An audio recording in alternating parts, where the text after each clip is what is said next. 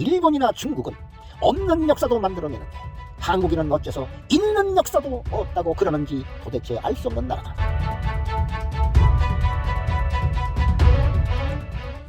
안녕하십니까. 나토피아의 진행자 임기호입니다. 첫 번째 강좌에서 말씀드렸듯이 이 시간에서는 중국의 동북공정에 대해 알아보도록 하겠습니다.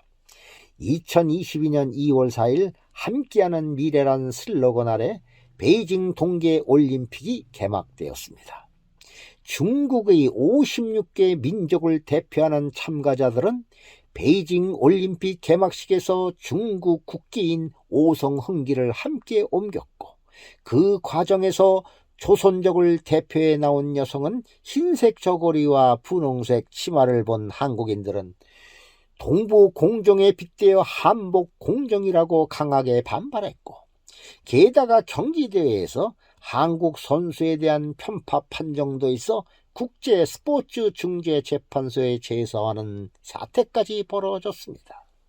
동북공정은 2002년 2월부터 중국이 본격적으로 추진한 동북3성, 헤이룽성, 지린성, 라오닝성의 역사 문화에 관한 연구 프로젝트로 고구려 발해 등 중국 국경 안에서 전개된 모든 역사를 중국 역사로 만들기 위한 착오입니다. 바로 동북공정으로 우리의 역사 영토를 침탈하더니 한국의 고유문화 즉 아리랑, 판소리, 가야금, 거문고, 씨름, 그네뛰기 등이 중국의 유산으로 등재된 지 오래고, 김치와 한복까지도 중국은 자기네 것이라 선전합니다. 2009년 유네스코 무형유산으로 등재된 강강수월래까지 중국은 자기들 것이라 선전하는 거 보니 문화재 약탈국가로 오명을 쓰게 될 것입니다. 올림픽 개막식에서 우리의 문화 침탈이 노골화되었다고 보여집니다. 중국이 자국의 이미지를 선전하기 위해 한복, 김치 등 우리의 고유 문화를 광고했던 뉴욕 타임스퀘어에 중국의 생활 문화가 고려의 것을 모방하였다는 라카이 코리아 회사의 광고 때문에 중국 정부가 속태우고 있다, 또는 중국의 네티즌들의 공격이 있었다는 보도가 있었습니다. 즉 한국의 역사 영토 침탈 및 고유 문화까지 찬탈하려는 중국 동북 공정에 깊은 상처를 준 것은 라카이 코리아 회사가 찾아낸 경신회사 속자치통감이란 중국 고서였던 것입니다. 일개의 회사가 이윤을 벌이고 동북 공정에 대항하고 있는데 역사 국책기관이나 유명된 일부 교수들은 오히려 중국의 동북 공정 및 일본의 역사 왜곡에 빌미를 주고 있습니다. 참으로 개탄스러운 일입니다. 다행히 중국의 동북 공정과 일본의 역사 왜곡에 대응하기 위해 고소 자료를 연구하고 찾아서 세미나 및 역사서 발간, 그리고 유튜브 방송을 하는 등 100여 개 역사 민족 운동 단체들이 열과 성을 다하고 있습니다. 요즘 홍산 문명에 대해 방송하시고 있어 자주 만날 수 있는 이메림 미사협 공동대표는 일본 역사 왜곡 과정을 간결하게 전곡을 찌르고 있습니다. 일제가 조선을 병합하자마자 조선 전역의 역사 문화 관련 서적을 직접 수고 작업에 들어간다. 명목으로 조선 역사를 쓰기 위해 수고된 대부분의 책은 복사본도 없이 대부분 없어졌다.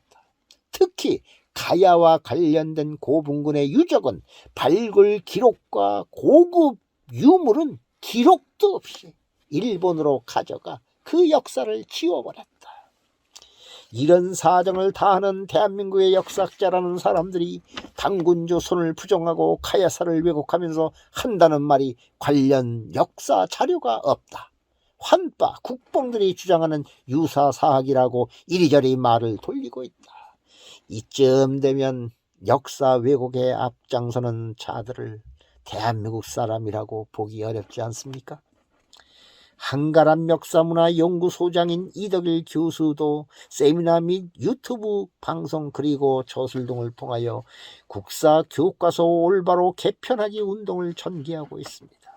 2016년 6월 26일 국회의원 회관 대강당에서 한가람 역사문화 연구소, 대한사랑, 유라시안 네트워크 등 100여 개 역사 민족운동 단체들이 모여 식민사학 동북 공정 규탄 구호를 외치면서 미래로 가는 바른 역사 협의의 발대식을 마련했습니다. 여기서 역사 왜곡 규탄 구호를 외치겠습니다. 이 기회에 역사 왜곡이 사라지기를 바라는 마음뿐입니다. 식민사학 규탄 구호. 대한민국 정부는 매국 사학자들을 즉각 공직에서 추방하라. 2. 독도가 빠지고 만리장성을 황해도까지 그린 동북아 역사 지도 사업을 한 전 예산을 즉각 환수하라. 3. 매국적 고대사 영문책을 즉각 회수하고 출판 관련자들을 처벌하라. 4. 매국적 역사 지도를 미의회 조사국에 전달한 관련자들을 처벌하라. 5. 매국 사학자들과 기관에 지원하는 예산을 즉각 중단하고 환수하라. 대한민국 국회는 1.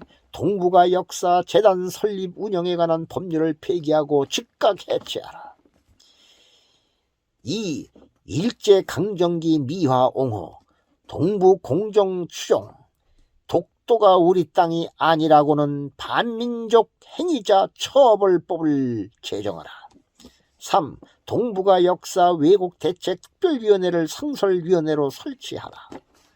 강단 사학계는 4대 식민관을 벗어날 수 없다면 국사 교과서 제작에 참여하지 말라.